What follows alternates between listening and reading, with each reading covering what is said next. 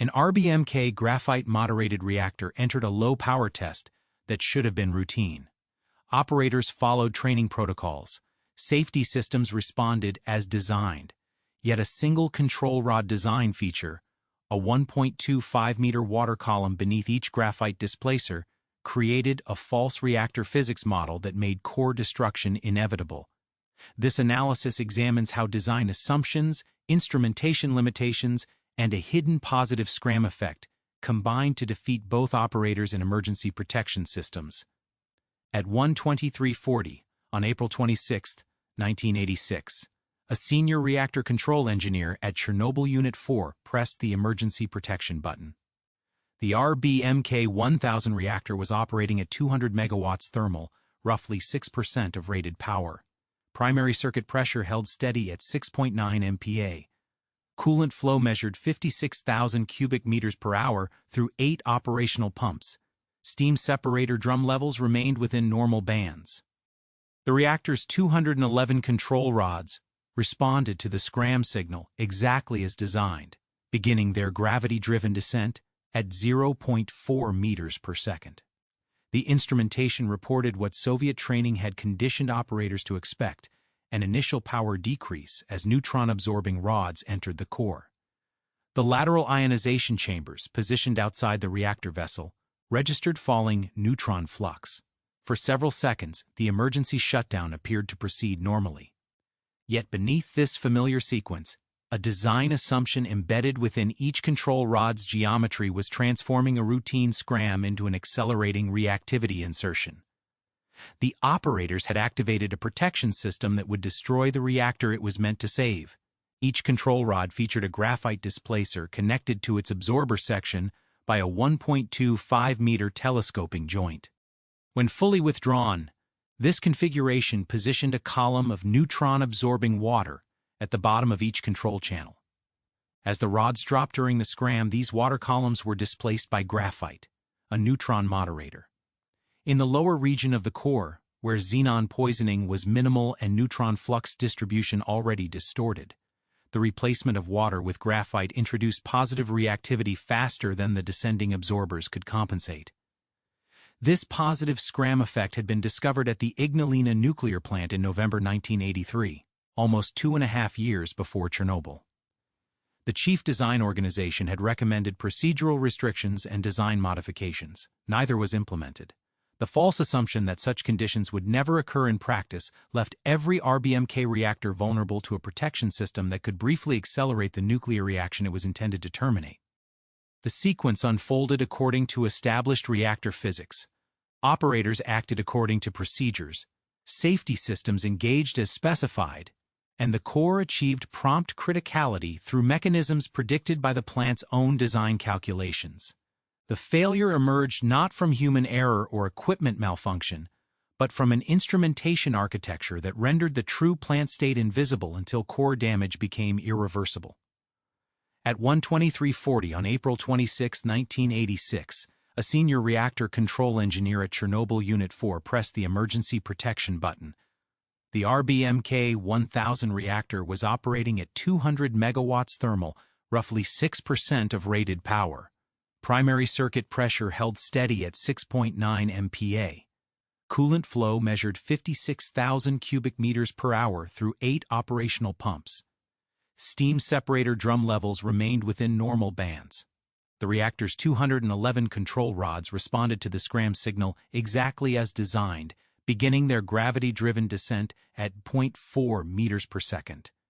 The instrumentation reported what Soviet training had conditioned operators to expect: an initial power decrease as neutron-absorbing rods entered the core. The lateral ionization chambers positioned outside the reactor vessel registered falling neutron flux. For several seconds, the emergency shutdown appeared to proceed normally. Yet beneath this familiar sequence, a design assumption embedded within each control rod's geometry was transforming a routine scram into an accelerating reactivity insertion. The operators had activated a protection system that would destroy the reactor it was meant to save. Each control rod featured a graphite displacer connected to its absorber section by a 1.25-meter telescoping joint. When fully withdrawn, this configuration positioned a column of neutron-absorbing water at the bottom of each control channel. As the rods dropped during the scram, these water columns were displaced by graphite, a neutron moderator. In the lower region of the core, where xenon poisoning was minimal and neutron flux distribution already distorted, the replacement of water with graphite introduced positive reactivity faster than the descending absorbers could compensate. This positive scram effect had been discovered at the Ignalina nuclear plant in November 1983, almost 2.5 years before Chernobyl. The Chief Design Organization had recommended procedural restrictions and design modifications. Neither was implemented. The false assumption that such conditions would never occur in practice left every RBMK reactor vulnerable to a protection system that could briefly accelerate the nuclear reaction it was intended to terminate.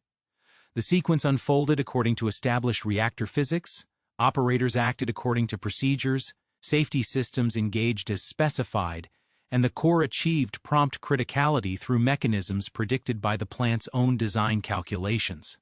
The failure emerged not from human error or equipment malfunction, but from an instrumentation architecture that rendered the true plant state invisible, until core damage became irreversible. How can an emergency protection system guarantee reactor destruction through the very design feature meant to enhance its effectiveness? The RBMK 1000 reactor represented a distinctly Soviet approach to nuclear power generation, embodying design philosophies that reflected both technical capabilities and industrial constraints of the 1960s.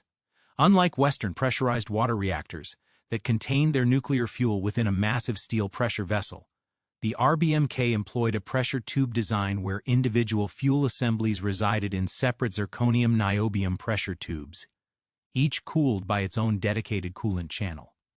This configuration permitted online refueling and utilized natural uranium fuel, eliminating the need for enrichment facilities that the Soviet Union had not yet fully developed.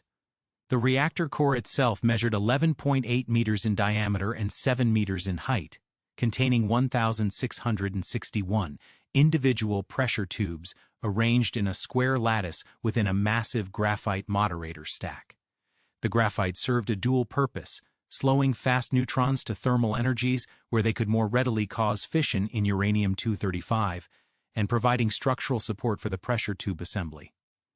This graphite-moderated water-cooled design allowed the reactor to achieve criticality with natural uranium fuel containing only 0.7% uranium-235 compared to the 3 to 5% enrichment required for pressurized water reactors.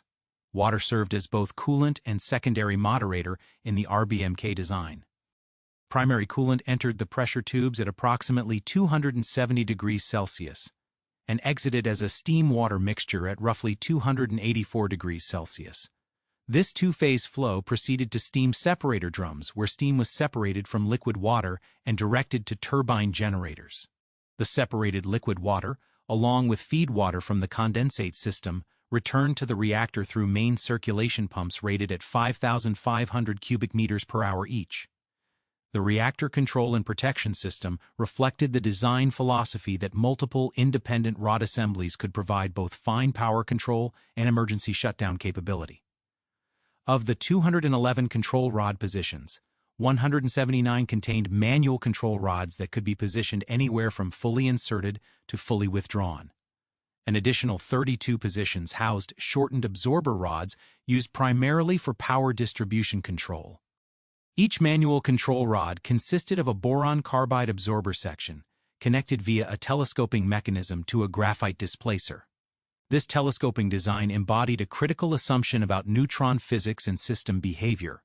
When a control rod was fully withdrawn to its upper limit position, the graphite displacer positioned itself centrally within the active core region, with 1.25 meters of water at both the top and bottom of the channel.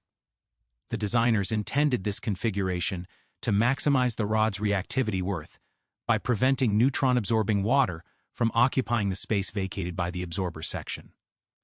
The graphite displacer, being a neutron moderator rather than an absorber, maintained neutron flux in the central core region while displacing water that would otherwise reduce reactivity. The emergency protection system logic assumed that any rod insertion would immediately introduce negative reactivity as the absorber section entered regions of high neutron importance. Design calculations verified this assumption for most operational configurations, particularly when rods were partially inserted and available for rapid further insertion. However, these calculations did not adequately address the transient behavior during the initial moments of insertion from the fully withdrawn position. When a fully withdrawn rod began its descent following a scram signal, the first physical change was not the insertion of the absorber section into the active core, but the displacement of water at the bottom of the channel by the descending graphite displacer. For the initial 1.25 meters of rod travel, this displacement replaced neutron, absorbing water with neutron-moderating graphite in the lower portion of the core. Only after this initial displacement phase would the absorber section begin to introduce negative reactivity in the upper core region. The magnitude and duration of this positive reactivity insertion depended critically on the neutron flux distribution within the core. In a reactor operating with uniform power distribution and adequate subcooling margin, the positive scram effect would be brief and quickly overwhelmed by negative reactivity insertion, as the absorber sections entered regions of high neutron flux. However, under conditions of distorted power distribution, low subcooling, and high void fraction, the positive reactivity insertion in the lower core could exceed the negative reactivity insertion in the upper core for several crucial seconds. Soviet reactor physics codes of the 1960s and early 1970s possessed limited capability for analyzing three-dimensional, time-dependent neutron kinetics with thermal hydraulic feedback. The design basis calculations relied on simplified, steady-state models that assumed rapid homogenization of neutron flux following reactivity perturbations. These models could not predict the complex spatial and temporal dynamics that would occur when numerous rods began inserting simultaneously under conditions of already distorted flux distribution. The operating reactivity margin concept emerged from this computational limitation. Rather than calculate the detailed physics of emergency rod insertion under all possible conditions, designers established an operational parameter that ensured sufficient negative reactivity would be available to overwhelm any conceivable positive reactivity insertion. The ORM was defined as the number of equivalent manual control rods that must remain partially or fully inserted in the core to guarantee safe shutdown under any circumstances. Designers set the minimum ORM at 30 equivalent rods for steady-state operation, with a requirement to shut down the reactor immediately if the ORM fell below 15 equivalent rods. However, the physical meaning of this parameter was not communicated to plant operators. Training materials presented the ORM primarily as a power distribution control parameter necessary for maintaining balanced neutron flux throughout the large reactor core. Operators learned to monitor the ORM to prevent xenon oscillations and power distribution tilts, but received no instruction regarding its critical role in emergency protection system effectiveness. The Scala computer system calculated ORM values every 5 minutes using neutron flux measurements from in-core detectors and control rod position data. However, this calculation proved problematic during transient conditions when neutron flux distributions changed rapidly. The system also lacked real-time display capability, requiring operators to request ORM calculations manually and wait for computer processing.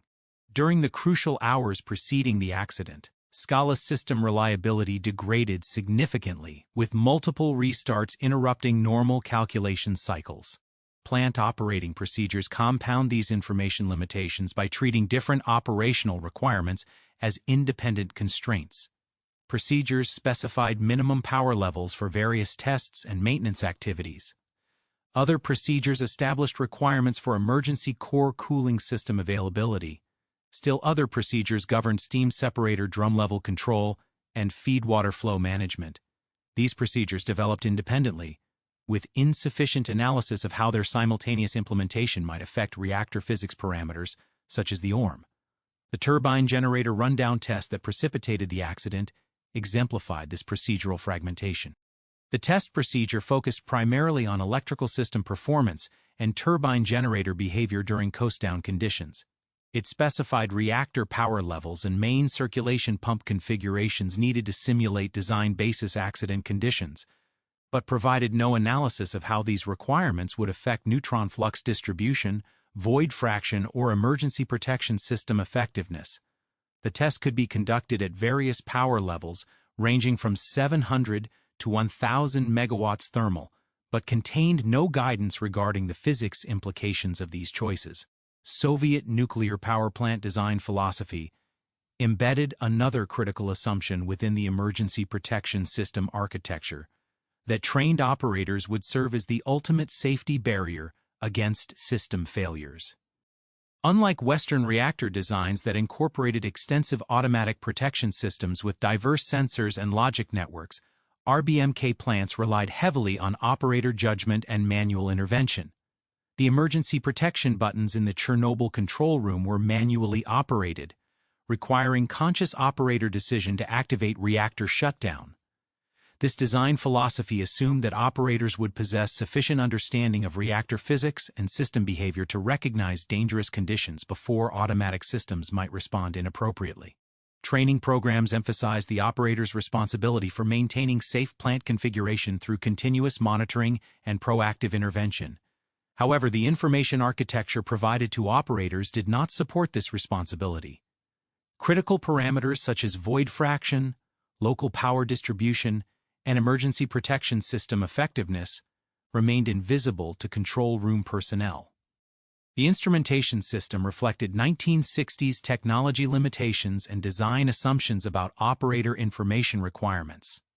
Power level monitoring relied primarily on X-core ionization chambers positioned in the biological shield surrounding the reactor vessel. These chambers provided accurate measurements of total reactor power and could detect global power changes with reasonable sensitivity. However, they could not resolve spatial power distribution within the core, particularly during rapid transients when local power peaks might develop in regions far from the detector positions. Temperature and pressure monitoring focused on bulk system parameters, main circulation pump flow rates, steam separator drum levels, and primary system pressure. These measurements provided adequate information for normal power operations and slow transients, but lacked the resolution and response time necessary to detect the onset of local boiling or void formation within individual pressure tubes. Operators received no direct indication of void fraction, subcooling margin, or departure from nucleate boiling ratio, parameters that would prove critical during the accident sequence. The reactor control system architecture embodied the assumption that stable operation required only bulk parameter control.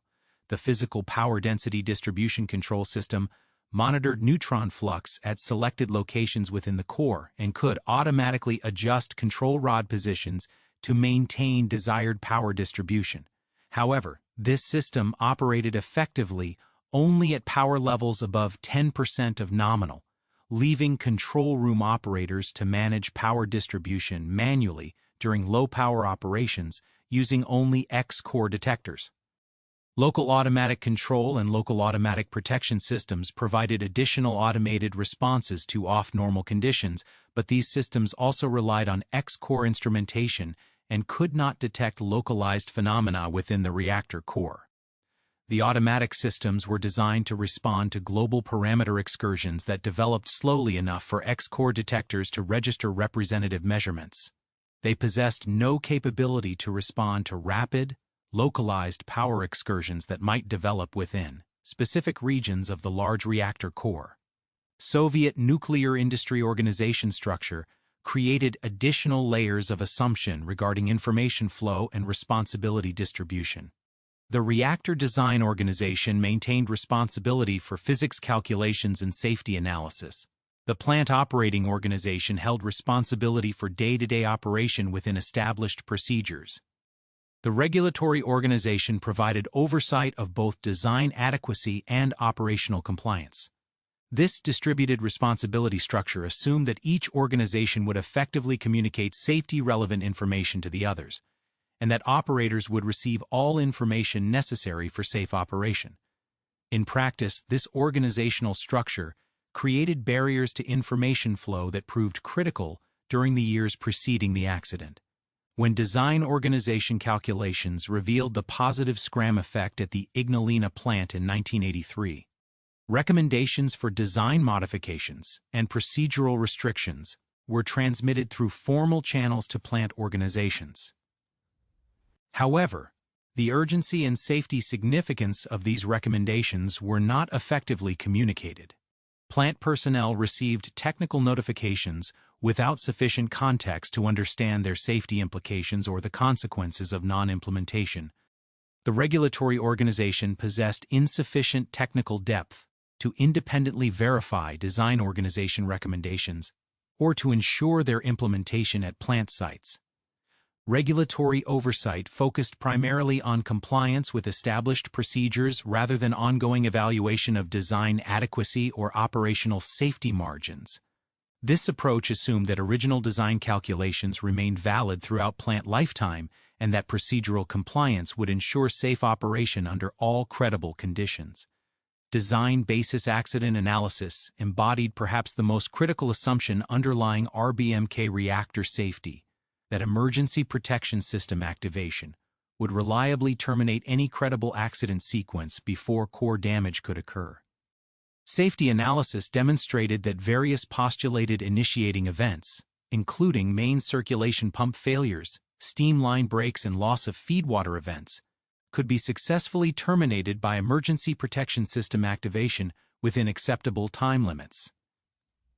These analyses assumed that emergency protection system effectiveness remained constant regardless of reactor operating state at the time of activation. The calculations showed adequate negative reactivity insertion for shutdown under nominal conditions, with margin for uncertainties in neutron physics parameters and control rod worth. However, the analyses did not examine emergency protection system effectiveness under all possible combinations of power level, power distribution, void fraction, and control rod configuration that might occur during actual plant operations. The assumption of constant emergency protection system effectiveness proved invalid when applied to RBMK reactor physics under certain operational conditions. The positive Scram effect meant that emergency protection system activation could temporarily increase reactivity rather than decrease it, particularly when initiated from reactor states characterized by low power, distorted power distribution, high void fraction, and low operating reactivity margin. Under these conditions, the emergency protection system could accelerate rather than terminate accident sequences. Soviet nuclear industry experience prior to 1986 provided warning signs that these design assumptions were questionable, but the significance of these events was not fully recognized. The November 30, 1975 accident at Leningrad Unit 1 involved fuel channel damage during low-power operation with reduced operating reactivity margin. Official investigation attributed the event to manufacturing defects in fuel channel materials. However, Commission analysis conducted after Chernobyl revealed that reactor physics effects, including positive void coefficient and control rod design characteristics, likely contributed to the accident progression. Commission documentation indicates that by 1976, technical organizations recognized the need for faster emergency protection system response to compensate for positive void reactivity effects during accident conditions. Recommendations included development of additional emergency protection systems, with response times significantly faster than the 18-second full insertion time of standard control rods. However, these recommendations were not implemented, apparently due to assumptions that such accident conditions would not occur during normal plant operations. The discovery of positive Scram effects during Ignalina plant startup testing in November-December 1983 provided direct evidence that design assumptions about emergency protection system behavior were incorrect. Physical startup measurements confirmed that control rod insertion from fully withdrawn positions could introduce positive reactivity in the lower core region for several seconds before negative reactivity insertion dominated. The scientific manager noted the extremely dangerous nature of this effect and recommended immediate design modifications. Technical proposals to address the positive Scram effect included lengthening control rod absorber sections to eliminate water columns beneath graphite displacers, increasing telescope length to reduce water displacement, and limiting the number of rods that could be completely withdrawn from the core. These proposals address the root cause of positive scram by modifying control rod geometry and positioning restrictions. However, implementation required significant design changes and operational procedure modifications that were not completed before the Chernobyl accident.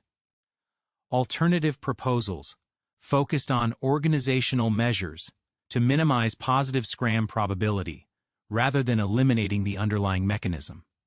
These included restricting reactor operation at low operating reactivity margins and implementing enhanced operator training regarding control rod positioning requirements. The chief design engineer recommended limiting fully withdrawn rods to no more than 150, with remaining rods inserted at least 0.5 meters into the core. However, this recommendation was not incorporated into plant operating procedures. The gap between technical understanding and operational implementation reflected broader assumptions about nuclear plant safety management.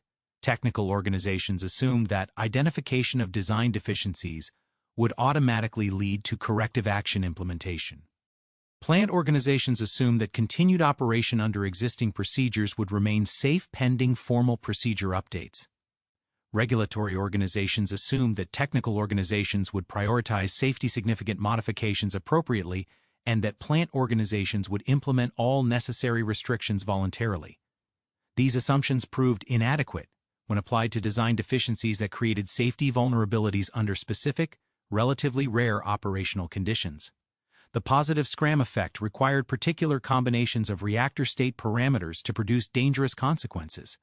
Under normal operating conditions, with adequate operating reactivity margin and typical power distributions, the positive scram effect remained a minor perturbation quickly overwhelmed by negative reactivity insertion.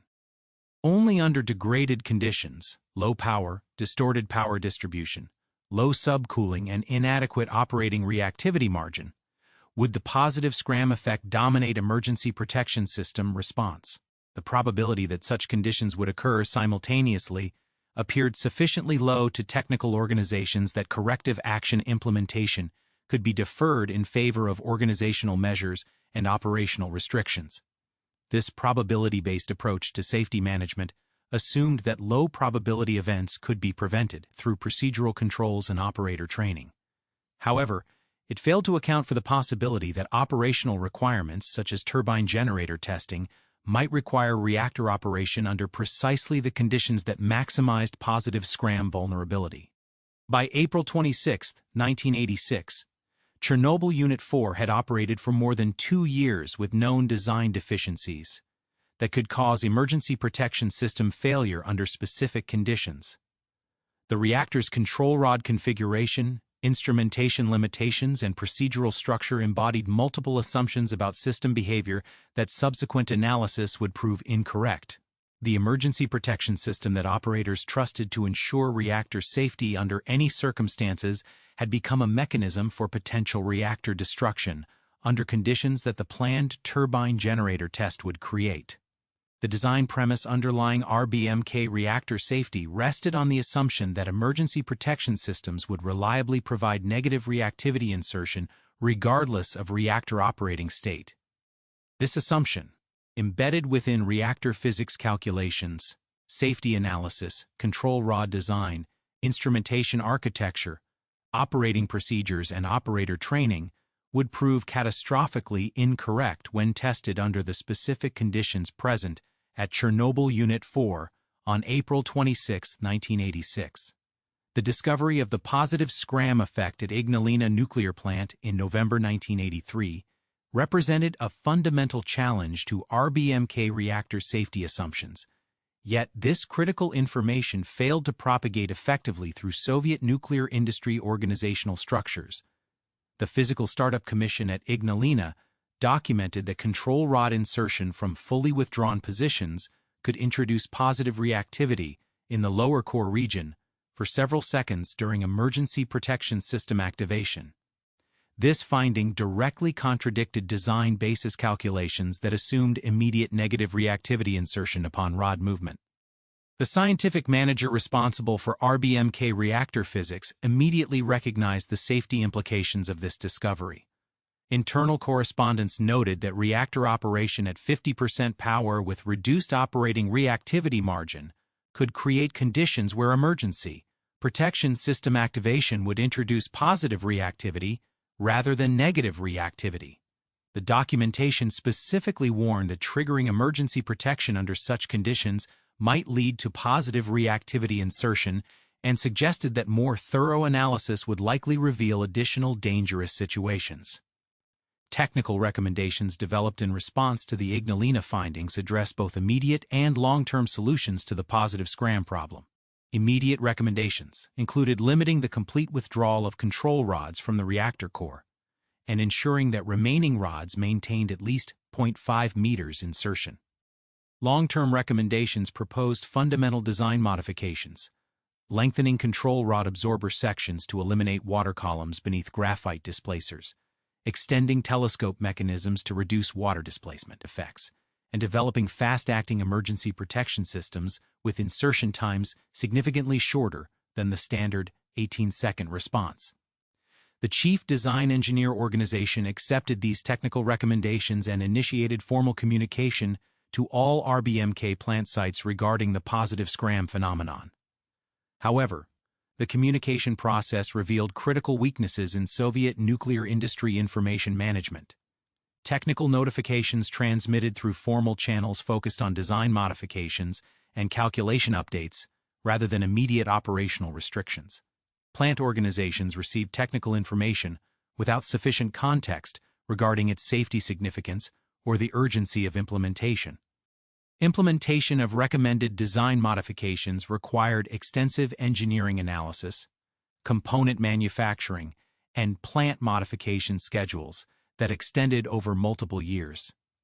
The control rod redesign alone involved changing absorber lengths, telescope configurations, and drive mechanism specifications for more than 200 rods per reactor. Manufacturing these modified components required coordination between design organizations, equipment suppliers, and plant maintenance departments. Installation schedules had to accommodate normal refueling outages and maintenance windows to minimize operational impacts. Meanwhile, organizational measures intended to minimize positive scram risk proved difficult to implement within existing operational frameworks. The recommendation to limit fully withdrawn rods to 150 per reactor conflicted with normal power control practices that required extensive rod withdrawal to compensate for fuel burnup and xenon transients. Operators trained to maximize reactor efficiency through optimal rod positioning found themselves constrained by restrictions they did not fully understand. The physical basis for these restrictions was not effectively communicated to plant personnel. Plant operating procedures in effect at the time of the accident reflected this information gap. Procedure Section 9 specified minimum operating reactivity margin requirements, not less than 26 to 30 rods during steady-state operation, with immediate reactor shutdown required if the margin fell below 15% rods. However, these procedures did not explain the connection between operating reactivity margin and emergency protection system effectiveness. Operators understood the ORM as a power distribution control parameter necessary for preventing xenon oscillations, not as a critical safety parameter that determined their ability to shut down the reactor safely. The Scala centralized control system, designed to calculate and monitor reactor physics parameters including operating reactivity margin, exhibited significant reliability problems during the period leading up to the accident. System specifications called for ORM calculations every 5 minutes using neutron flux measurements from in-core detectors and control rod position data.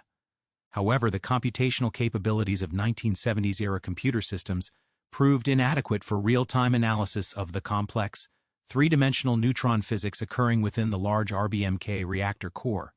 Computer code limitations forced the Scala system to rely on simplified calculation methods that assumed axially uniform power distributions and steady-state neutron kinetics.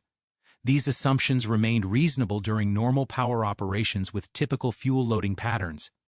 However, they became increasingly inaccurate during transient conditions involving rapid power changes, unusual control rod configurations, or significant xenon redistribution. The system could not account for the complex spatial and temporal effects that would prove critical during accident conditions. Scala system reliability deteriorated significantly during the final hours before the accident, with multiple system restarts interrupting normal calculation cycles. The DREG program, responsible for recording reactor parameters, experienced 3 interruptions associated with Scala system restarts during the last hour of normal operation. These interruptions caused additional loss of information precisely when accurate reactor physics calculations were most critical for assessing plant safety status. The magnetic tape recording system that preserved reactor parameter data for subsequent analysis operated on a 5-minute cycle that proved inadequate for capturing fast transients. Critical parameters including reactor power, reactivity, and individual control rod positions were recorded with 1-minute resolution at best. This temporal resolution was insufficient to analyze the rapid neutron kinetics that would occur during emergency protection system activation under degraded conditions.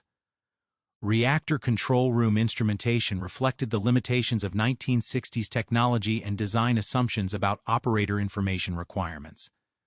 The main reactor control panels displayed bulk system parameters, total reactor power from X-core ionization chambers, main circulation pump flow rates, steam separator drum levels and pressures, and primary system pressure. These parameters provided adequate information for routine power operations, but could not resolve the spatial and temporal detail necessary to detect emerging safety vulnerabilities. Operating reactivity margin information was not displayed continuously in the control room. Operators had to request ORM calculations manually from the Scala system and wait for computational results. During periods of system unreliability, current ORM values were simply unavailable to control room personnel. This information gap meant that operators could unknowingly violate critical safety margins without any indication from their instrumentation. The physical power density distribution control system provided additional monitoring of neutron flux distribution within the reactor core through strategically positioned in-core detectors. However, this system was designed to function effectively only at power levels above 10% of nominal rating. During low-power operations, including the conditions planned for the turbine generator test, spatial power distribution monitoring capability was severely degraded. Operators had to rely on X-core detectors that could not resolve local power distributions or detect the formation of power peaks in specific core regions. Local automatic control and local automatic protection systems incorporated additional safety logic based on neutron flux measurements from both in-core and X-core detectors. These systems could automatically adjust control rod positions to maintain desired power distributions and initiate protective actions when preset limits were exceeded. However, the automatic systems also relied on the same detector technology and calculation methods that limited manual control room monitoring. They possessed no capability to detect or respond to the rapid localized phenomena that would characterize positive scram conditions.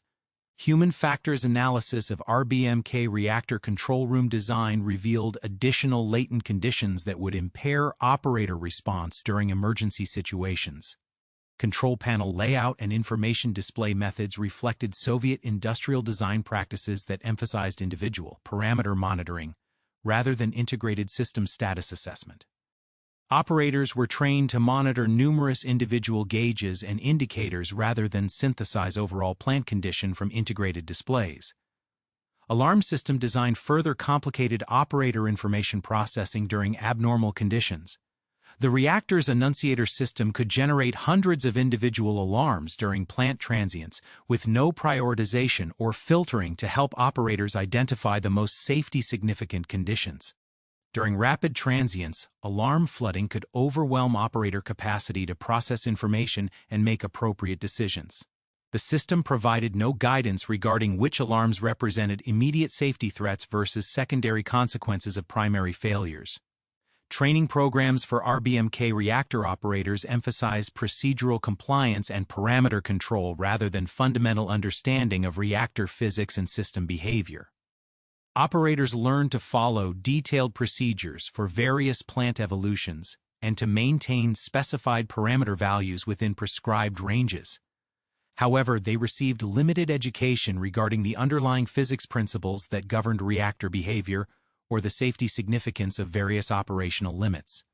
The training approach assumed that detailed procedures would anticipate all credible situations and that operator judgment would be unnecessary, provided procedures were followed correctly. This assumption proved inadequate when applied to situations involving interactions between multiple systems or conditions not explicitly covered by existing procedures. Operators possessed insufficient knowledge to recognize when procedural guidance might be inappropriate or when additional safety considerations should override procedural requirements. Emergency response training focused on responding to clearly defined accident scenarios with obvious symptoms and well-established procedures.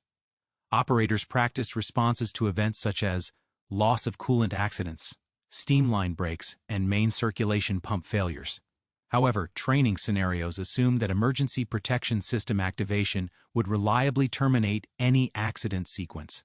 No training addressed situations where the emergency protection system itself might contribute to accident progression. Simulator training limitations reflected both technological constraints and conceptual gaps in understanding RBMK reactor behavior under unusual conditions.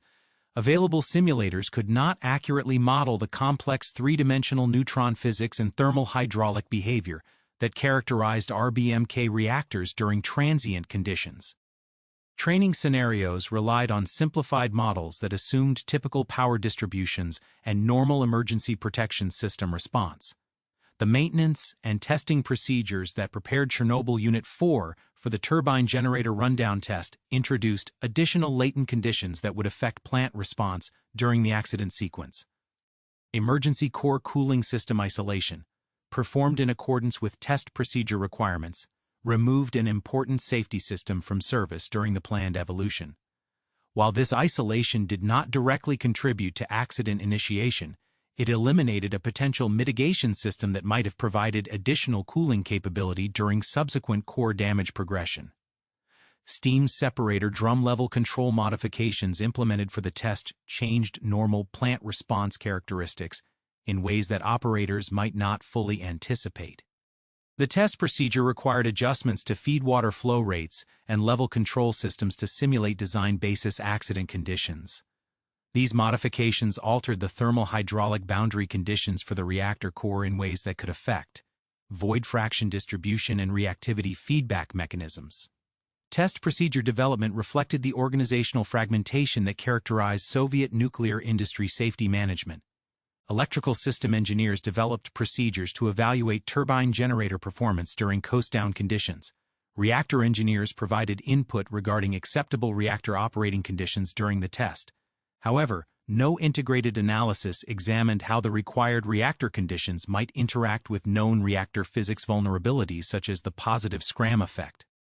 The scheduling of the turbine generator test during a planned maintenance outage created additional time pressures that could influence operator decision-making during the test evolution.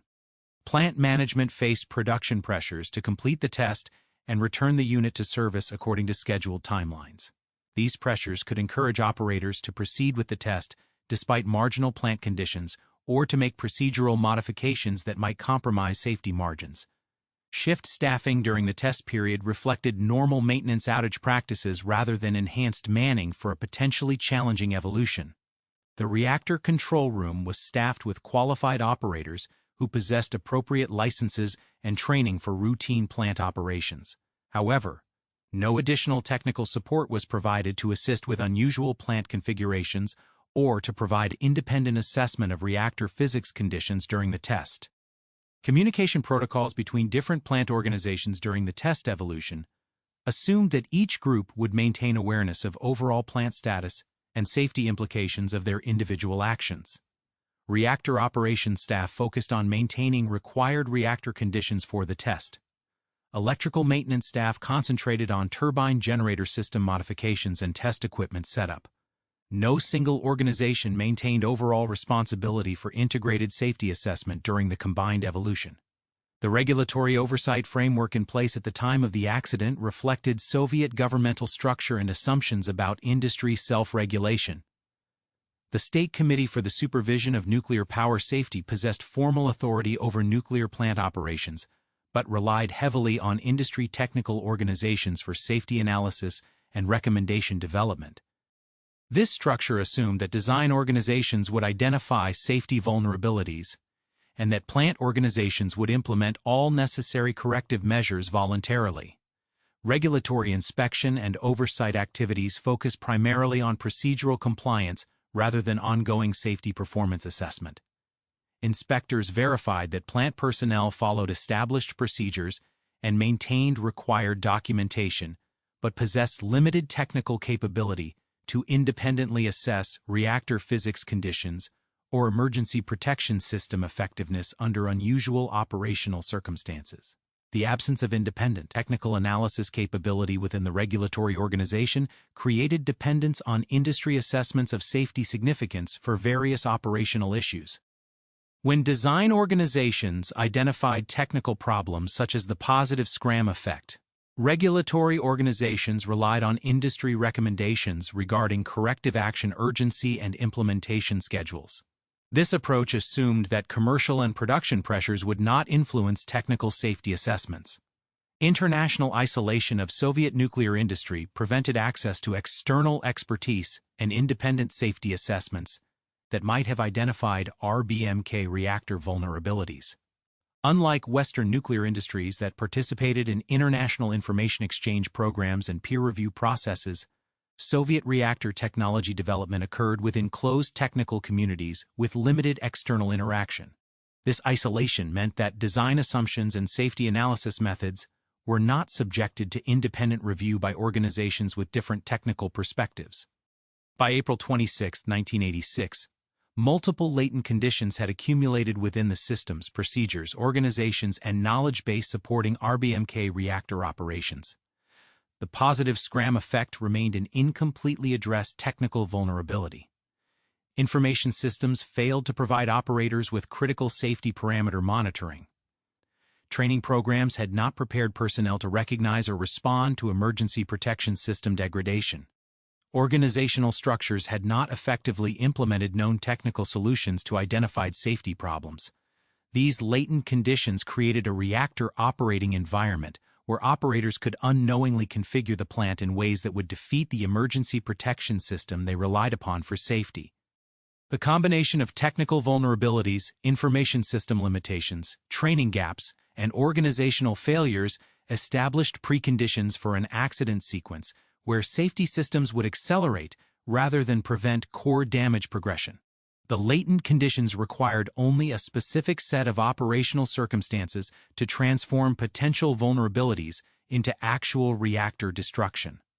The turbine generator rundown test, scheduled for April 26, 1986, represented a routine evolution in nuclear plant operations, designed to verify that electrical systems could maintain adequate power supply to essential safety equipment during design basis accident scenarios.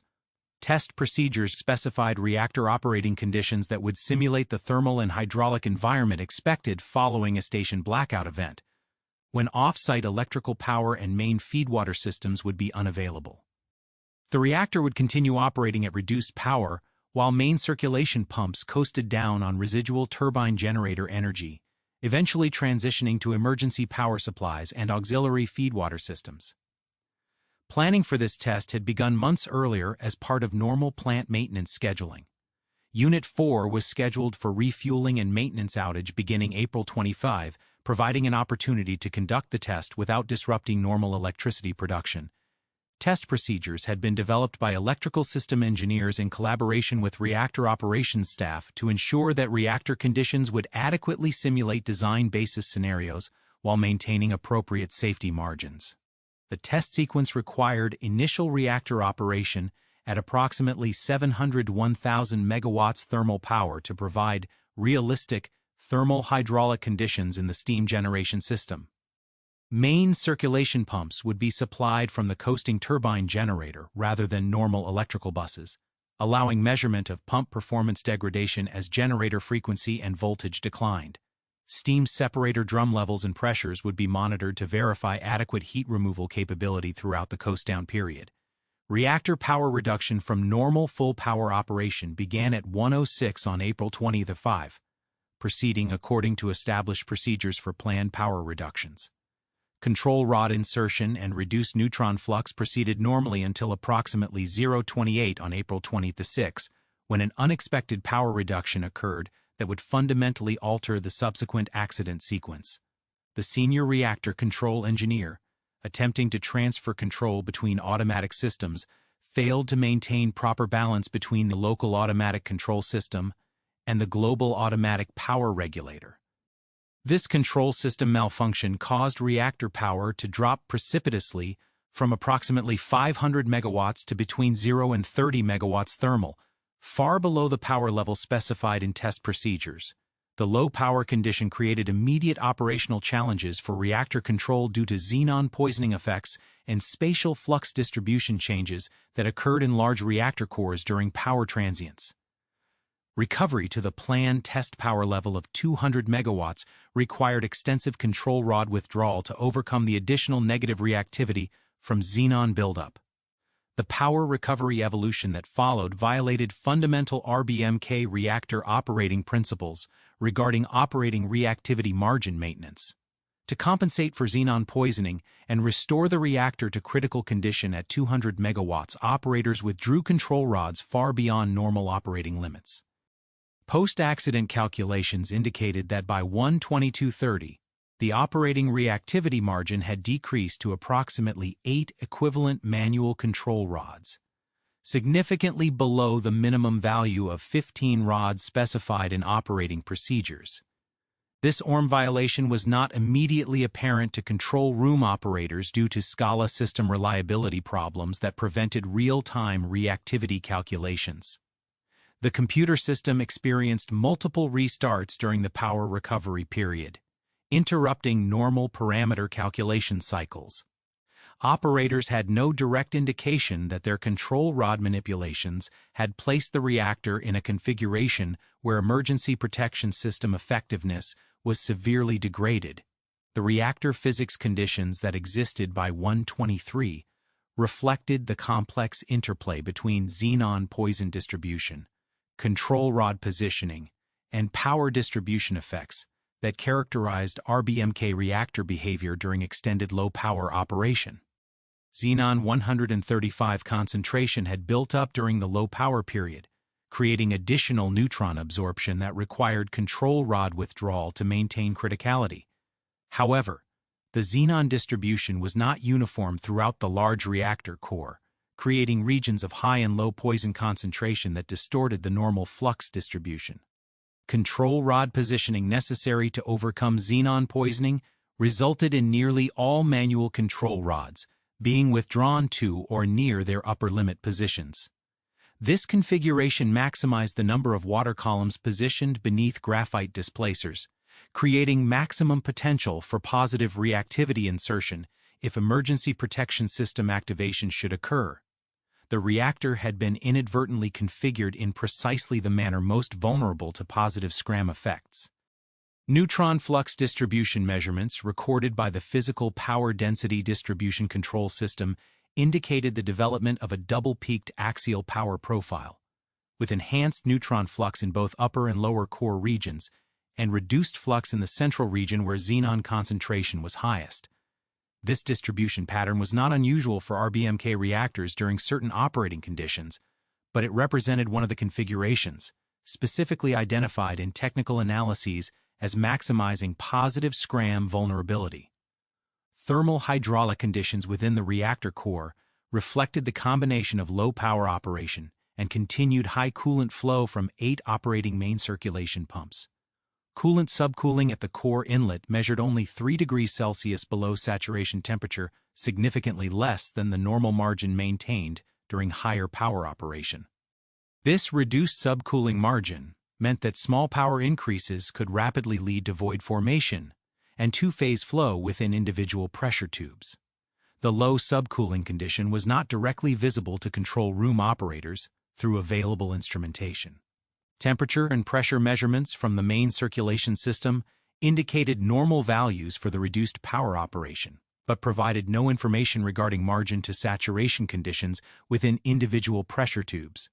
Operators had no indication that the reactor thermal hydraulic state had become particularly sensitive to reactivity transients. At 1:23:04 on April 26, Test personnel initiated the turbine generator rundown sequence by closing the emergency stop valves for turbine generator number 8.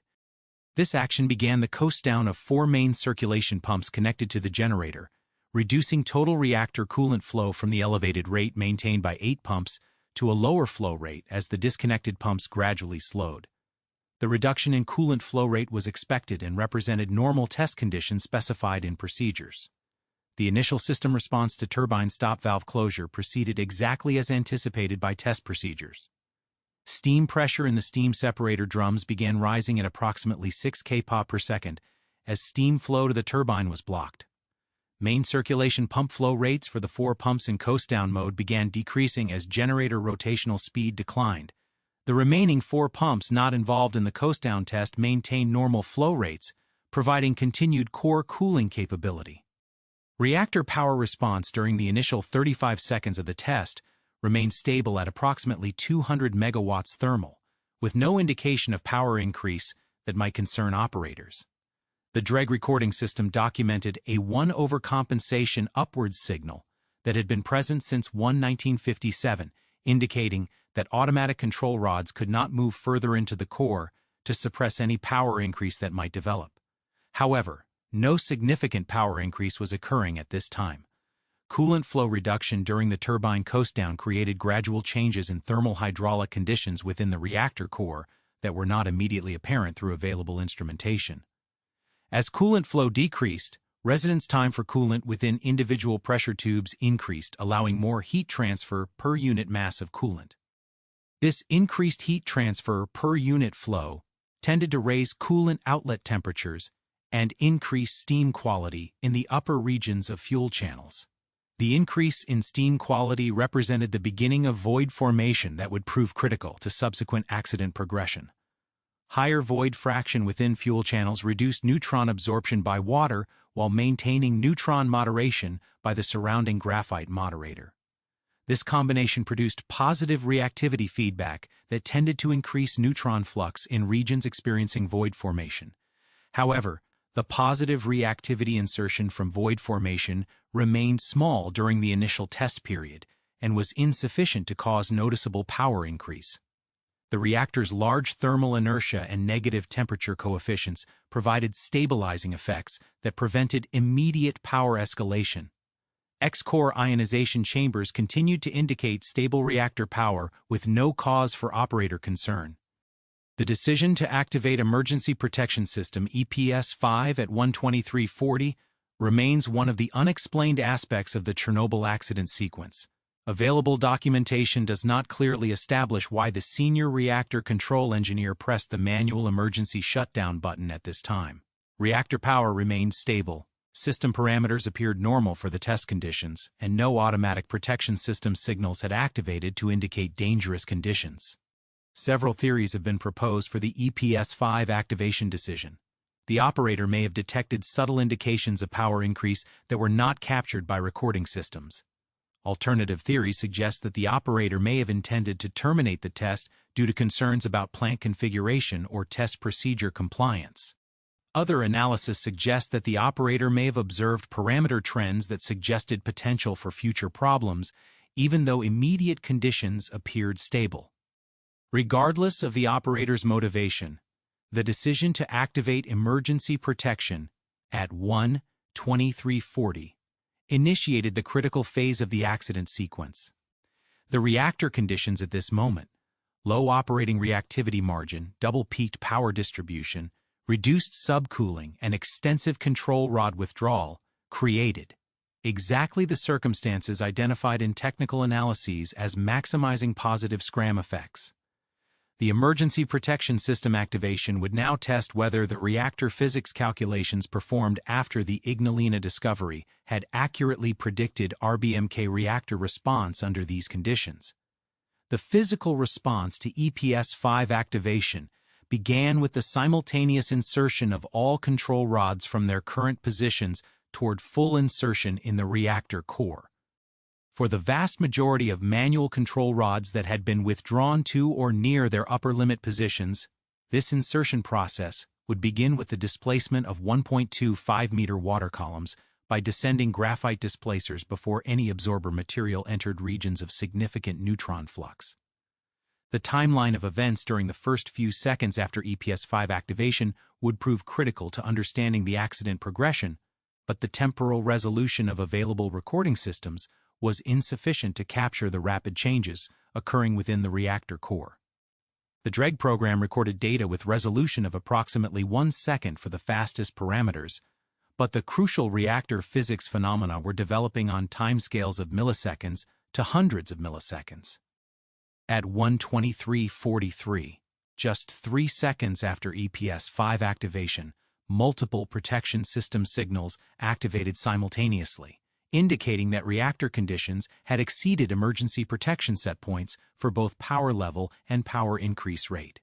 These signals provided the first clear indication that emergency protection system activation had not produced the expected power decrease, but had instead triggered rapid power escalation beyond the design capability of protection systems to terminate. The lateral ionization chambers that provided reactor power indication to control room operators registered power increases that exceeded their measurement range capabilities.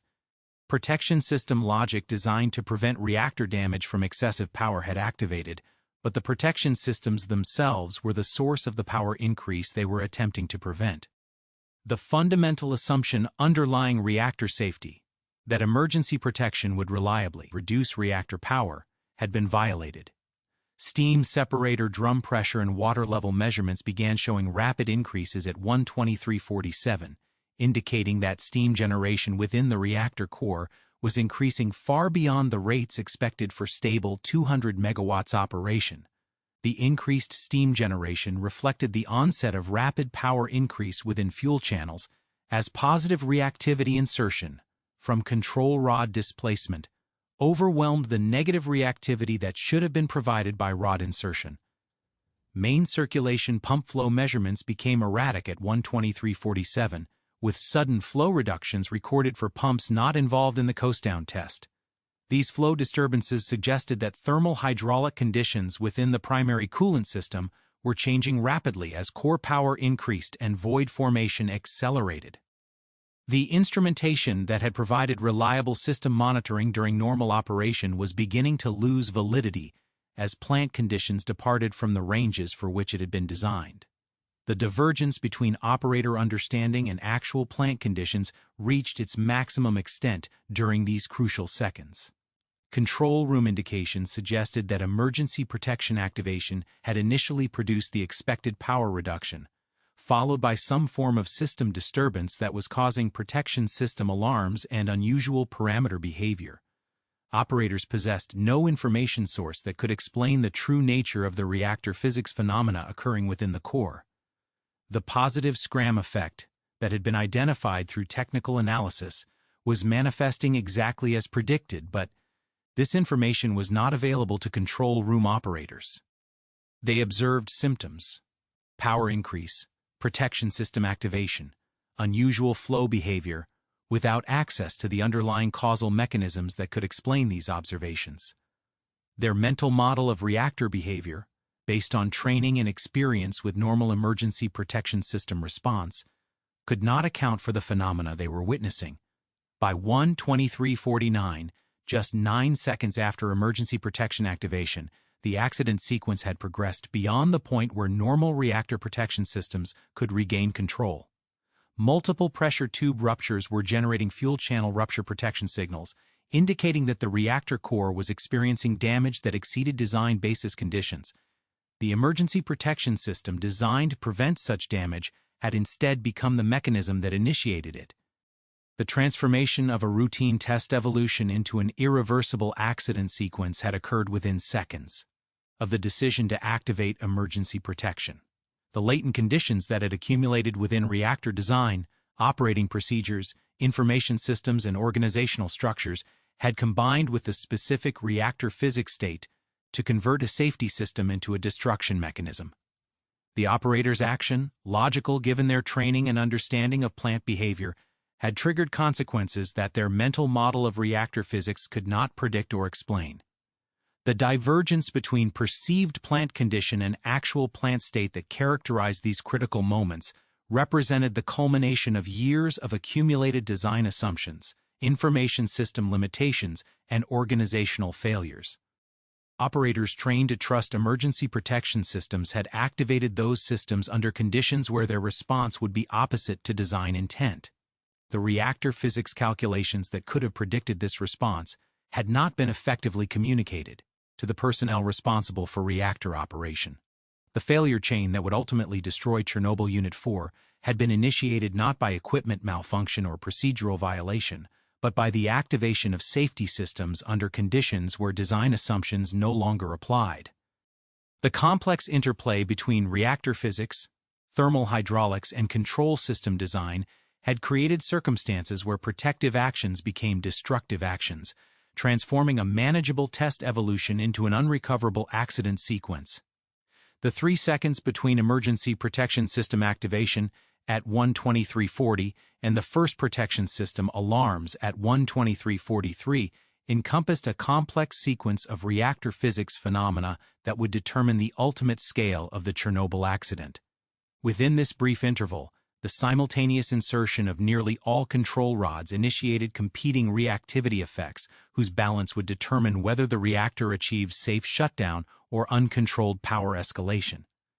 The outcome depended critically on the spatial distribution of neutron flux, void fraction, and control rod positioning that had developed during the preceding hours of low-power operation. The positive scram mechanism operated through the displacement of neutron-absorbing water by neutron-moderating graphite as control rod assemblies descended from their fully withdrawn positions. Each of the approximately 200 manual control rods that had been positioned at or near upper limit switches contained a 1.25-meter column of water beneath its graphite displacer. As these rods began their gravity-driven descent at 0.4 meters per second, the water columns were pushed downward and displaced by the descending graphite displacers. The reactivity effect of this displacement was not uniform throughout the reactor core, but concentrated in the lower regions where neutron flux had been enhanced by the double-peaked power distribution that existed at the time of emergency protection activation.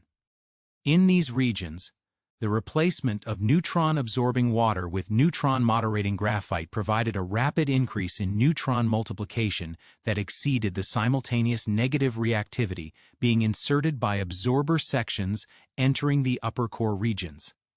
Detailed post-accident calculations using three-dimensional reactor physics codes indicated that the net reactivity effect during the first second of rod insertion was initially negative as expected, but became positive as water displacement effects dominated over absorber insertion effects. The magnitude of positive reactivity insertion reached approximately 1 to 1.5 beta during the critical first few seconds, sufficient to drive the reactor prompt critical and initiate rapid power escalation.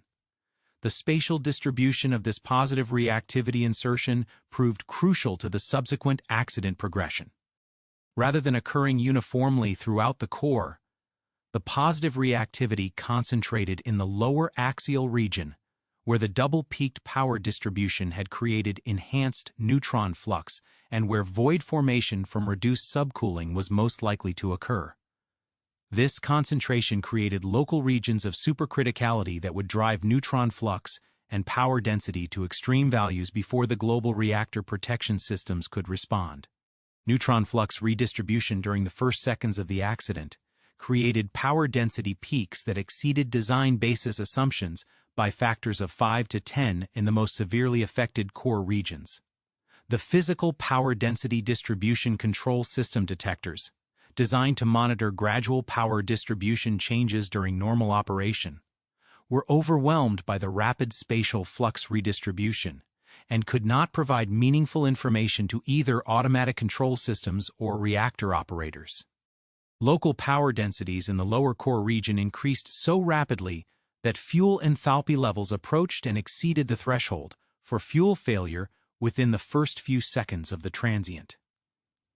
Japanese experimental research indicated that RBMK-type fuel assemblies begin to disintegrate at enthalpies of approximately 220 calories per gram of uranium dioxide, corresponding to fuel temperatures of roughly 3,300 Kelvin. At enthalpies of 285 calories per gram, fuel assemblies rupture violently, and at 320 calories per gram they explode and disperse in fragments. The thermal response of fuel assemblies to the rapid power increase was governed by the thermal inertia of uranium dioxide fuel pellets and the heat transfer characteristics of the fuel rod cladding and coolant systems. Under normal reactor operations, thermal inertia provided stabilizing effects that prevented rapid fuel temperature changes. However, the extreme power densities generated during the positive scram transient overwhelmed these thermal buffers and drove fuel temperatures to failure levels within seconds. Steam generation within fuel channels experiencing extreme power density increased exponentially as fuel temperatures exceeded coolant saturation conditions, and nucleate boiling transitioned to film boiling and ultimately to coolant vaporization. The rapid steam generation created additional positive reactivity feedback through the void coefficient effect, accelerating the power transient and extending its spatial distribution to adjacent core regions through neutron coupling effects.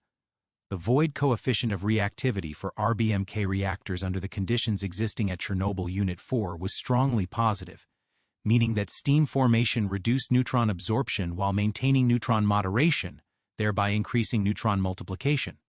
As power density increases caused rapid steam generation in fuel channels, the resulting void fraction increases provided additional positive reactivity that sustained and amplified the initial positive scram effect. This reactivity feedback mechanism created a self-reinforcing process where power increases caused steam formation, which caused additional reactivity increases, which caused further power increases. Once initiated, this feedback loop could only be terminated by either sufficient negative reactivity insertion to overcome the positive feedback effects, or by physical destruction of the reactor geometry that sustained the nuclear chain reaction. The emergency protection system design philosophy assumed that sufficient negative reactivity would always be available from control rod insertion to terminate any conceivable positive reactivity transient. However, this assumption failed under the specific conditions existing at Chernobyl Unit 4, where the majority of control rods were fully withdrawn, and their initial insertion motion contributed positive reactivity rather than negative reactivity. By 1:23:43, just 3 seconds after emergency protection activation, reactor power had increased sufficiently to trigger multiple independent protection system channels designed to prevent core damage. The power increase rate exceeded 20 seconds doubling time, activating emergency protection signals based on rapid power changes rather than absolute power levels. These protection system activations confirmed that the reactor was experiencing a power transient beyond the design capability of protection systems to control. Lateral ionization chamber readings, which had shown the expected initial decrease in neutron flux as control rods began insertion, reversed and indicated rapidly increasing power levels that exceeded instrument range capabilities.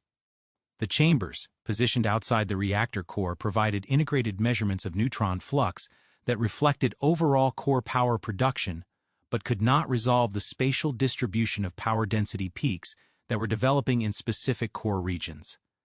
The reactor power recording system, designed to display total thermal power for operator information, was overwhelmed by the rate and magnitude of the power increase.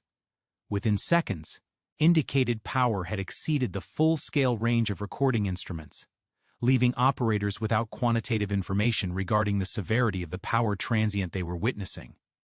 Their primary source of reactor power information had lost validity precisely when accurate power measurement was most critical. Steam separator drum pressure and water level indications began showing rapid increases at 1:23:47, providing additional confirmation that core power generation was increasing far beyond normal levels. The rapid pressure increase reflected the additional steam generation from overheated fuel assemblies, while the water level increase indicated that steam generation rates were exceeding the capacity of normal pressure relief systems. Main circulation pump performance became erratic as thermal hydraulic conditions within the primary coolant system departed from normal operating ranges. Flow measurements for pumps not involved in the turbine coast-down test showed sudden reductions of approximately 40%, suggesting that pump suction conditions were being affected by the changing steam generation and void fraction within the reactor coolant system. The rapid development of two-phase flow conditions within main circulation pump suction headers created the potential for pump cavitation and flow instability that could further degrade core cooling capability. As core power increased and void fraction within fuel channels increased, the density and temperature of coolant returning to pump suctions changed in ways that could affect pump performance and flow delivery to the reactor core. Flow measurement reliability deteriorated as two-phase flow conditions exceeded the design basis for flow instrumentation systems. The instruments, calibrated for single-phase liquid water flow, provided increasingly unreliable indications as steam void fraction in coolant lines increased. Operators lost confidence in flow measurements precisely when accurate cooling flow information was most critical for assessing core protection capability. By 1:23:48, thermal hydraulic conditions within the most severely affected fuel channels had progressed beyond the regime where normal heat transfer correlations remained valid. The combination of extreme power densities and rapidly changing coolant conditions created heat transfer coefficients that departed significantly from design basis assumptions. Fuel cladding temperatures in these regions were approaching and exceeding the point where zirconium water reactions would begin generating additional heat and hydrogen gas. The onset of zirconium water reactions marked a fundamental transition in accident progression from a neutronics-driven event to a chemical thermal event that could continue even if the nuclear reaction were successfully terminated.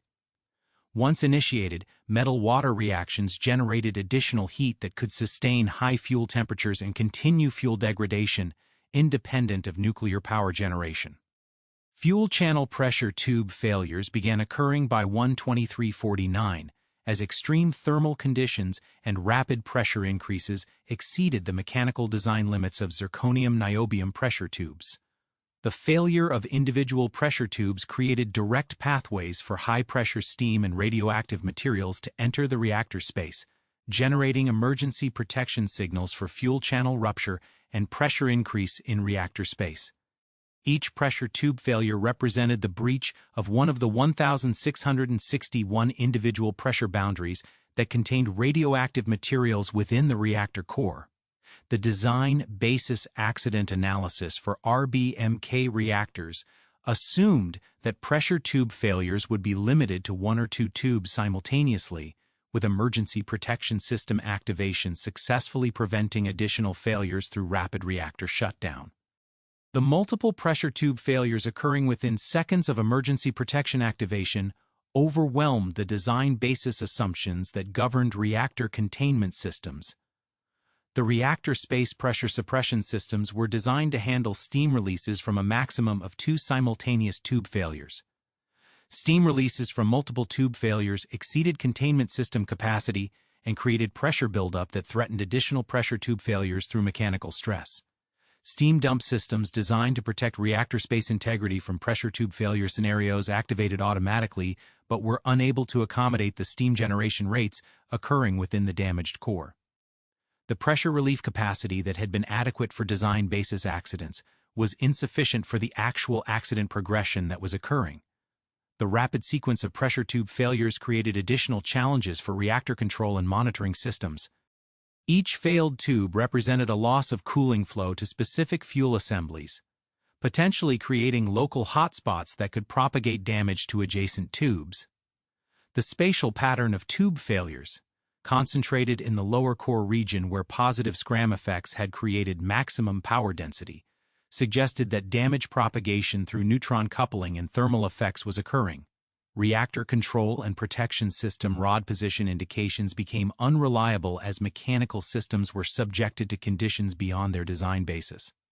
Rod drive mechanisms were designed to operate under normal reactor conditions with gradual thermal changes and moderate mechanical loads. The rapid thermal expansion and pressure changes occurring during the accident created mechanical stresses that affected rod positioning systems and their associated instrumentation. By 1:23:49, electrical power systems supporting reactor control and protection functions were experiencing failures that further degraded plant monitoring and control capability.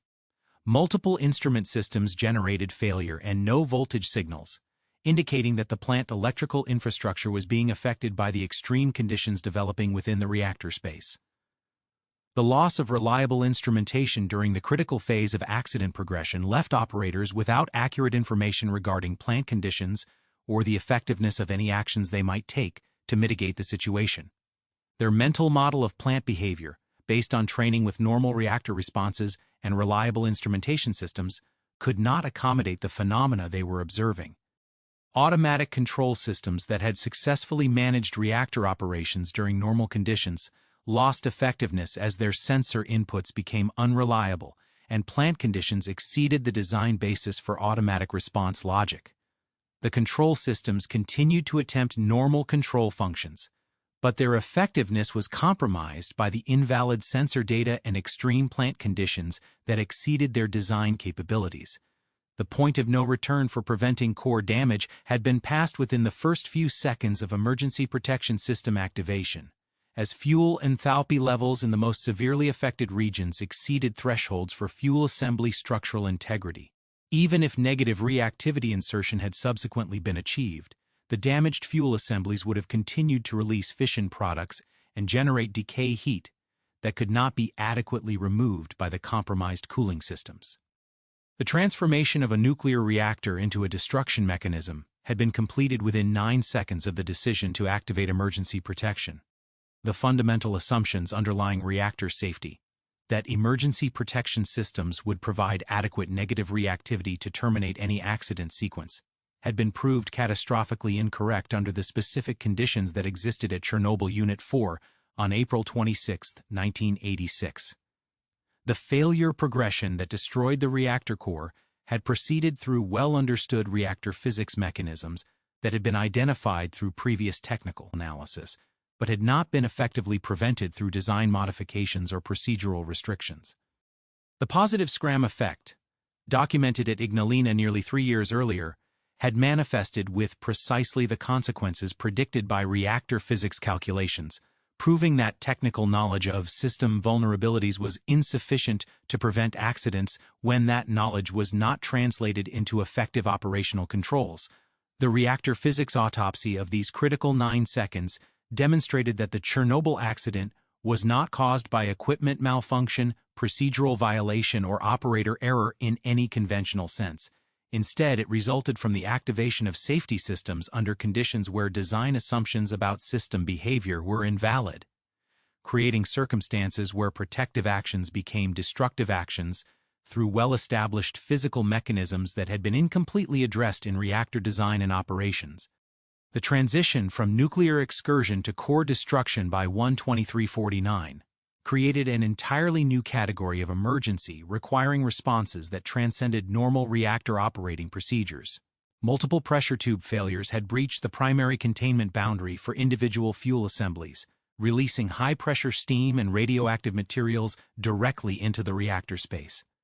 The pressure increase signals and fuel channel rupture alarms indicated that the reactor had progressed beyond design basis accident scenarios into uncharted operational territory, where existing procedures provided limited guidance. Plant emergency response shifted from power control to damage limitation as operators recognized that conventional reactor shutdown methods had been ineffective. The primary emergency protection system had not only failed to terminate the nuclear reaction, but had apparently contributed to its acceleration. Secondary protection systems designed to respond to power excursions were activating continuously, indicating that reactor conditions remained far outside normal operational parameters despite the activation of all available shutdown systems. The reactor space pressure monitoring systems provided critical information regarding the physical state of the reactor containment systems.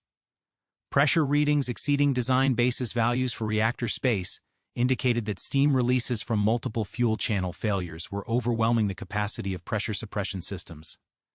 The reactor space, designed to contain releases from a maximum of 2 simultaneous pressure tube failures, was experiencing steam input from numerous failed tubes simultaneously. Emergency steam dump systems activated automatically in response to reactor space pressure increases, attempting to relieve excess steam to the pressure suppression pools located beneath the reactor building.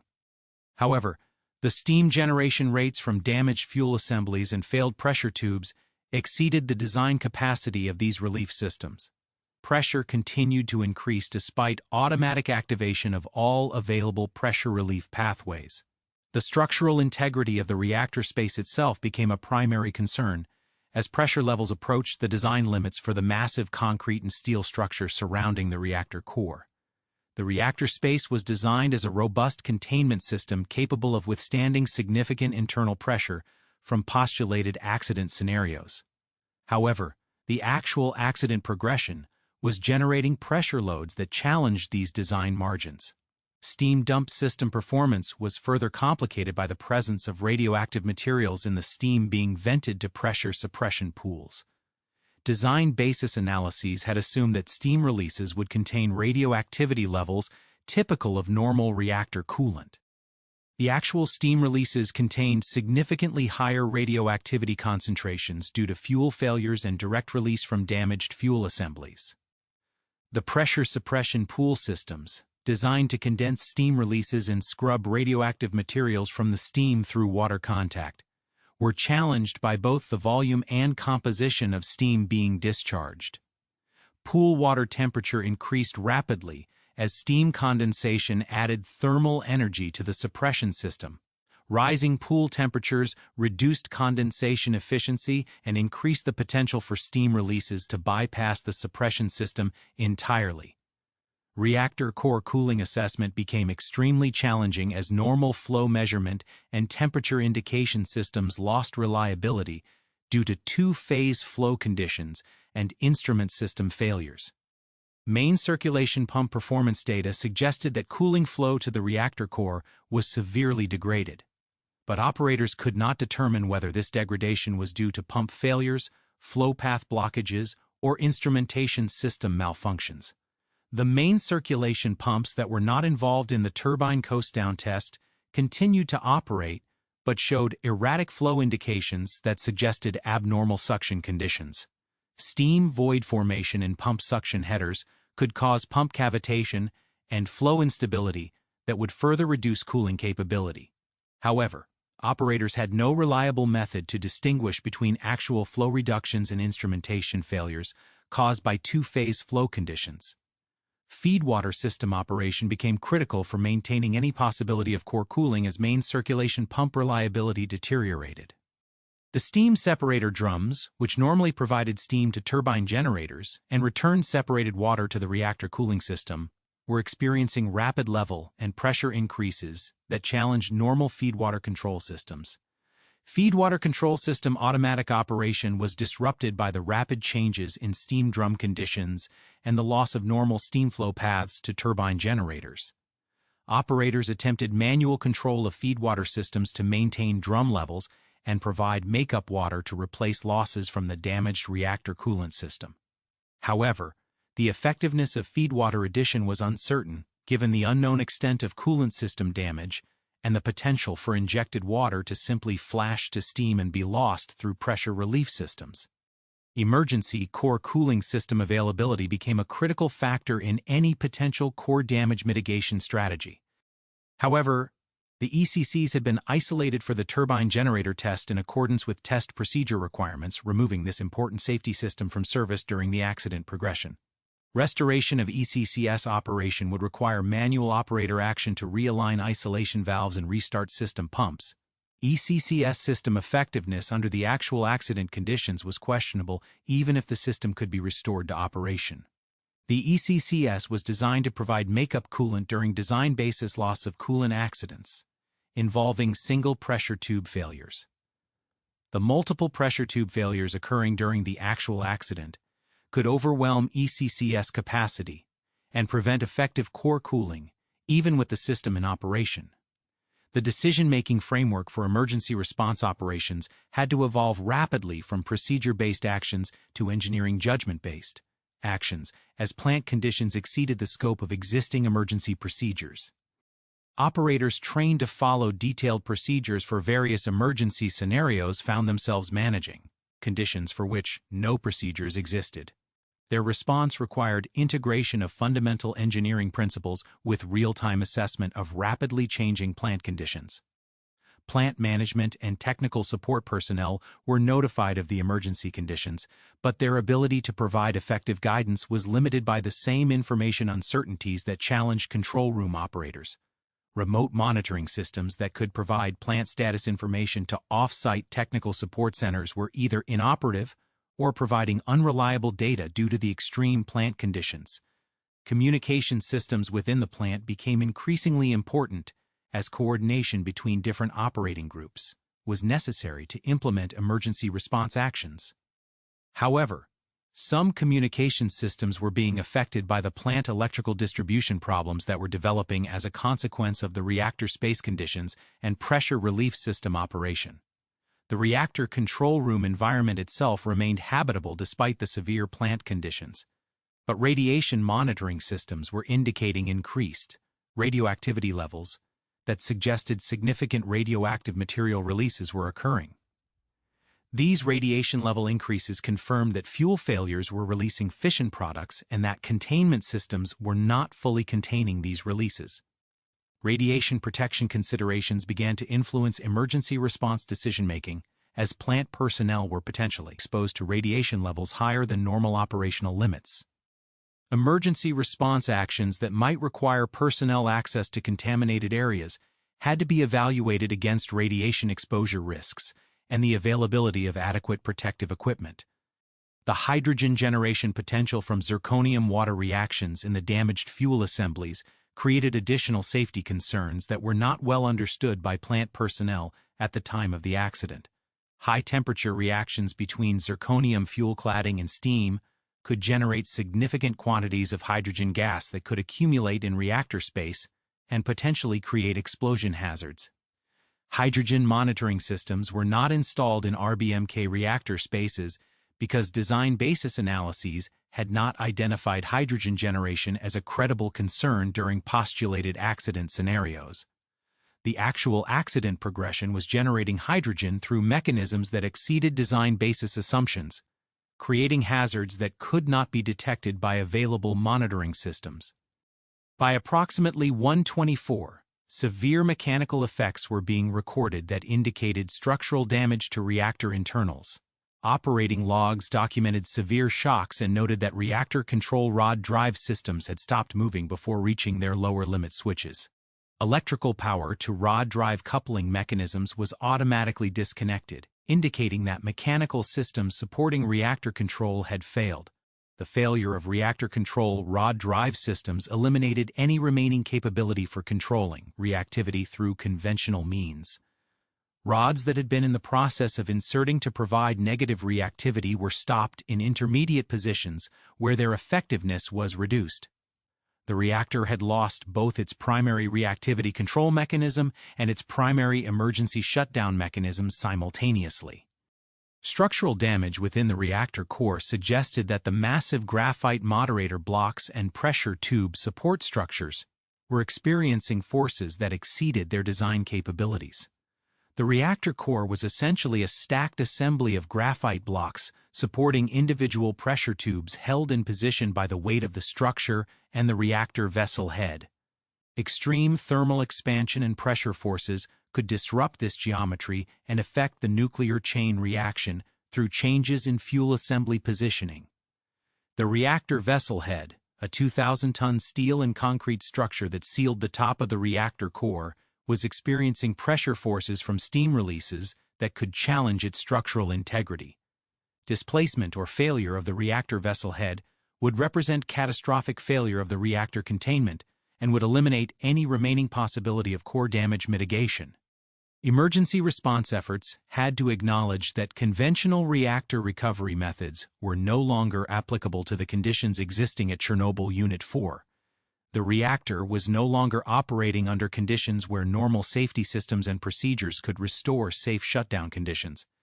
Instead, emergency response had to focus on damage limitation and minimization of radioactive material releases to the environment. Plant personnel began implementing actions intended to reduce the potential for additional core damage progression and to establish alternative cooling methods that might be effective despite the compromised condition of normal reactor cooling systems.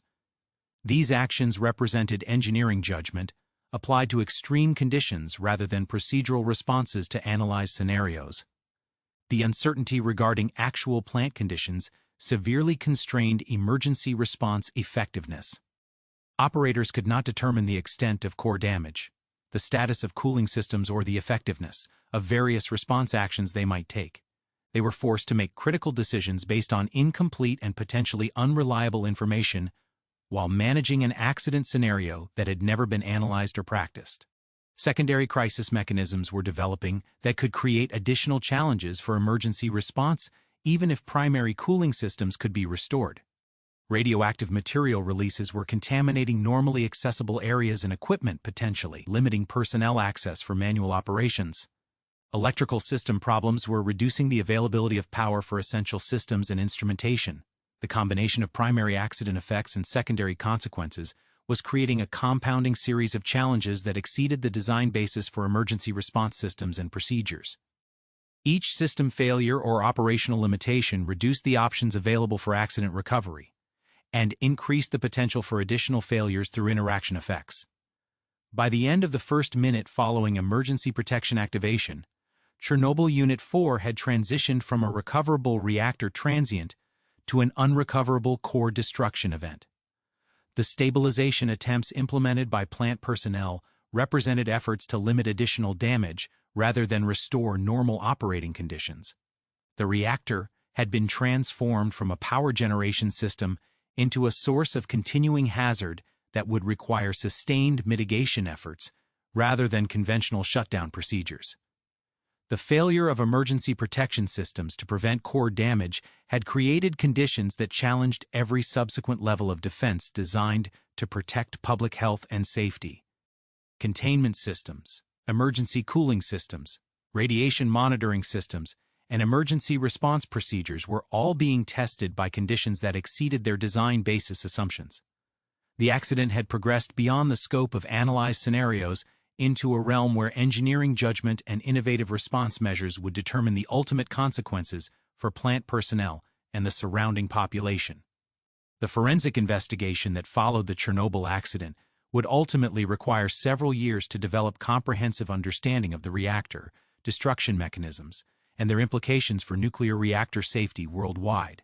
Initial assessments conducted in the immediate aftermath of the accident relied primarily on instrument recordings, eyewitness accounts, and preliminary visual inspections of accessible plant areas.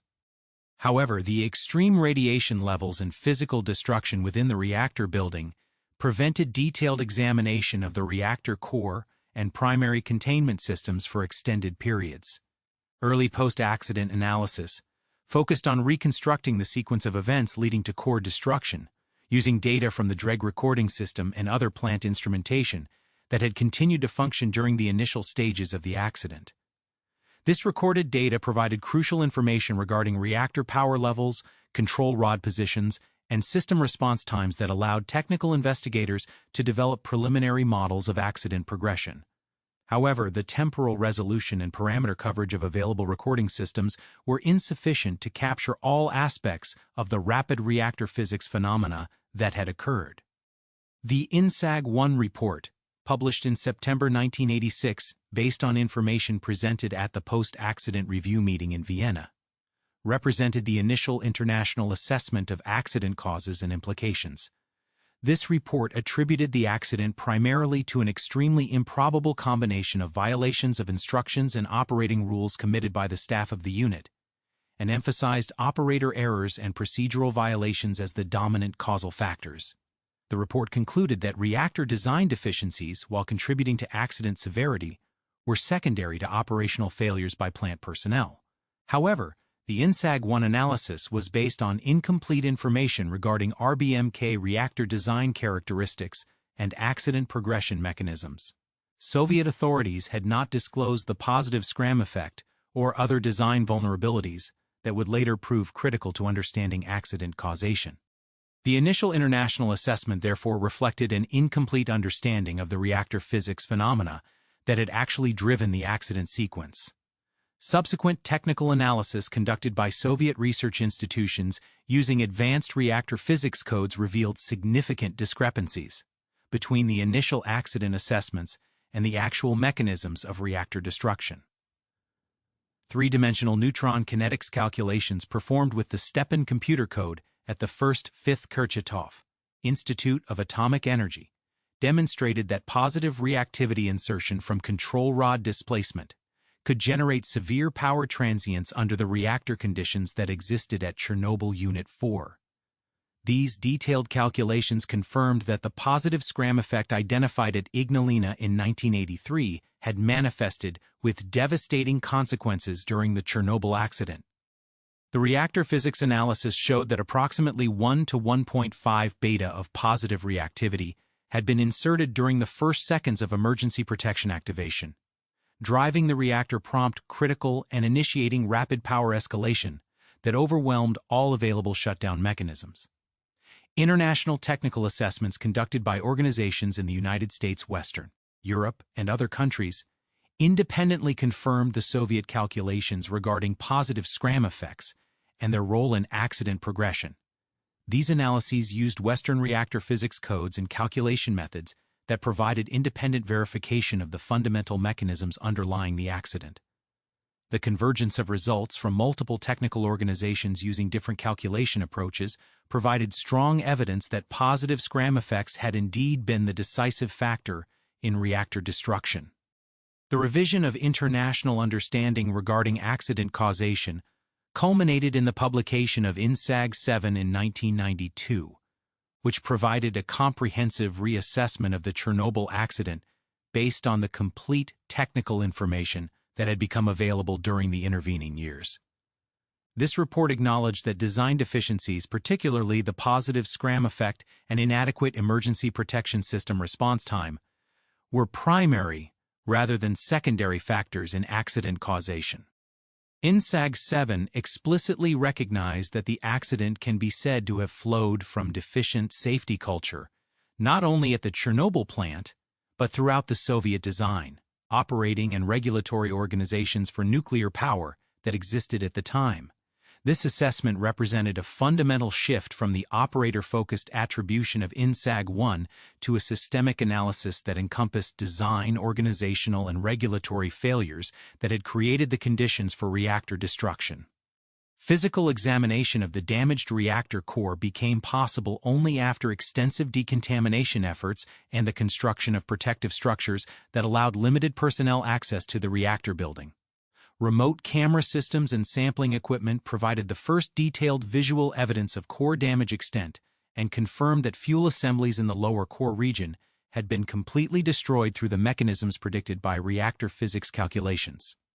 Forensic analysis of damaged fuel assemblies recovered from the reactor site confirmed that fuel temperatures had reached levels sufficient for complete structural failure and dispersal. Metallurgical examination of fuel debris indicated that peak temperatures had exceeded 2,000 degrees Celsius in the most severely damaged regions, consistent with the enthalpy levels predicted by accident progression calculations. The fuel damage patterns corresponded closely to the spatial power distribution predicted by positive scram analysis.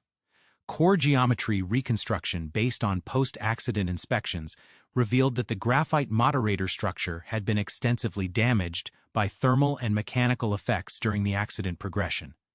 Graphite blocks that normally provided precise positioning for fuel assemblies and control rods had been displaced, fractured, and in some cases completely destroyed.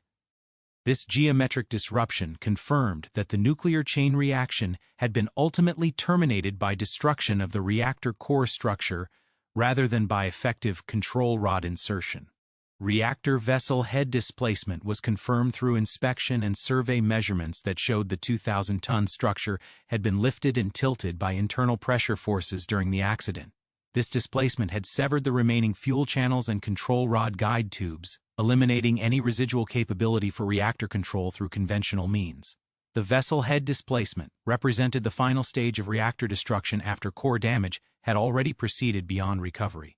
containment system performance analysis revealed that the reactor space pressure suppression systems had been overwhelmed by steam releases from multiple fuel channel failures as predicted by design basis analyses for scenarios involving more than 2 simultaneous tube ruptures. Pressure suppression pool temperatures had exceeded design limits, reducing condensation efficiency and allowing steam releases to bypass the suppression system. However, the containment had prevented immediate large-scale radioactive material releases despite operating under conditions far exceeding design basis assumptions. Environmental monitoring data collected during and after the accident provided quantitative measurements of radioactive material releases that allowed assessment of containment system effectiveness and accident consequence severity. The total release inventory included significant quantities of volatile fission products such as iodine-131 and cesium-137, but the majority of fuel material and non-volatile fission products remained within the damaged reactor facility. Radiation exposure assessments for plant personnel during emergency response operations documented that acute radiation syndrome occurred among some individuals who remained at the plant during the initial hours following the accident. These health effects confirmed that significant radioactive material releases had occurred, but also demonstrated that emergency response actions had limited exposure levels for most personnel through effective evacuation and protection measures. Long-term health studies of plant personnel, emergency responders, and local population groups have provided ongoing assessment of accident consequences and the effectiveness of protective actions implemented following the reactor destruction. While these studies continue to generate scientific debate regarding low-level radiation health effects, they have confirmed that immediate protective actions were effective in preventing large-scale acute health consequences for the general population. International technical cooperation following the accident led to comprehensive safety assessments of all operating RBMK reactors and implementation of extensive modification programs to address the design vulnerabilities revealed by the Chernobyl accident.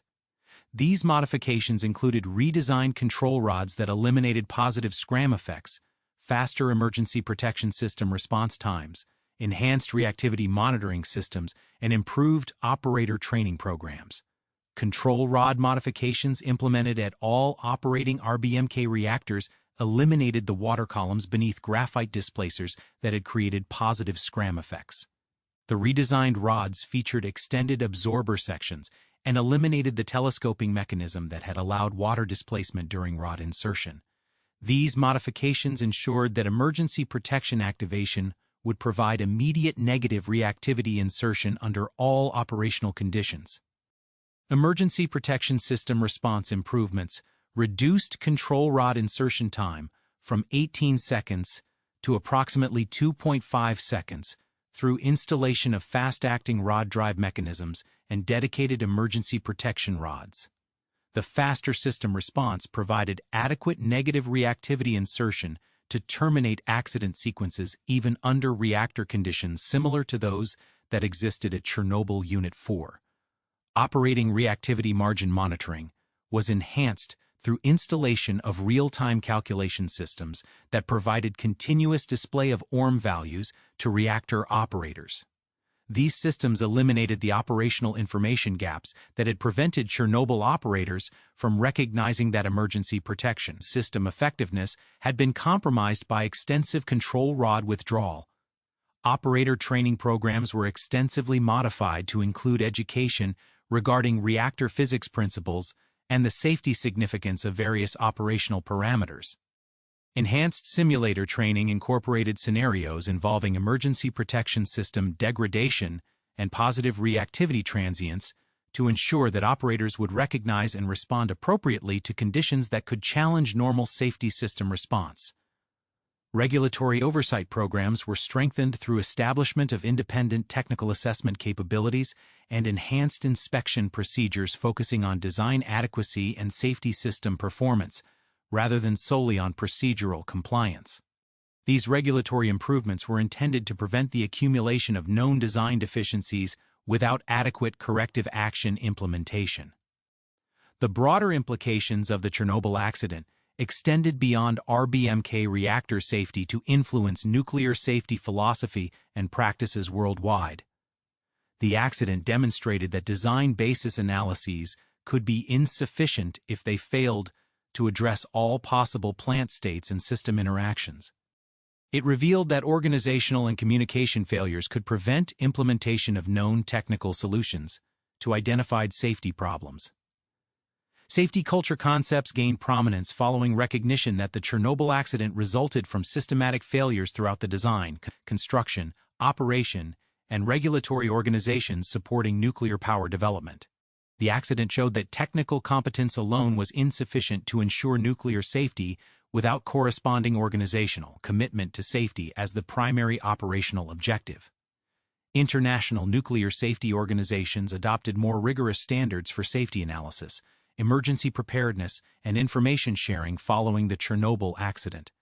These standards emphasized defense-in-depth approaches that provided multiple independent barriers to accident progression and required demonstration of safety system effectiveness under a broader range of possible plant conditions.